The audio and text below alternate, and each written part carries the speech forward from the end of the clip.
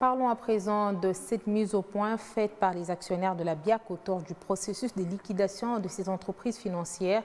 Maître Pierre Okendembo, avocat des actionnaires de la BIAC, a balayé d'un revers de la main les allégations du ministre des Finances qualifiant d'aberrant les décisions judiciaires prises sur ce dossier au mépris de la loi bancaire.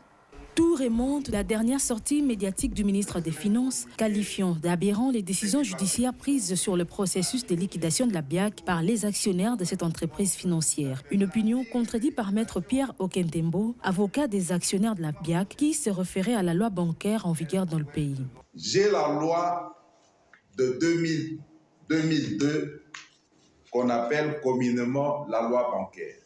Voici ce que dit la loi bancaire en son article 56. La dissolution d'un établissement de crédit peut être volontaire ou forcée. L'alinéa 2 poursuit. La dissolution est dite volontaire lorsqu'elle est décidée par l'Assemblée générale des actionnaires, associés ou sociétaires de l'établissement de crédit.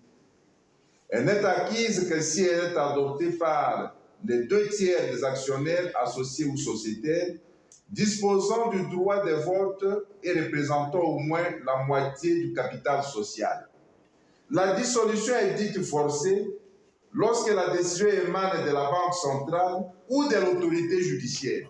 La justice peut aussi, après avoir constaté qu'il y a faillite ou quoi, ordonner la dissolution.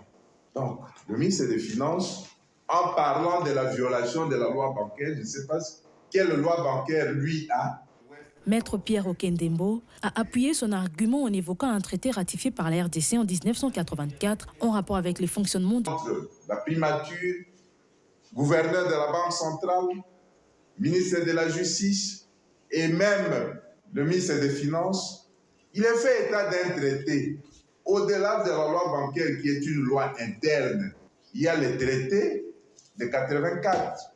Qu'est dit la Constitution de la RDC à l'article 215? Les traités et accords internationaux régulièrement ratifiés ont, dès leur publication, une autorité supérieure aux lois internes. Par ailleurs, cet avocat des actionnaires de la BIAC a annoncé qu'après la décision du Conseil d'État suspendant la liquidation forcée, le liquidateur des actionnaires est en train d'être installé pour mener à bien ces processus.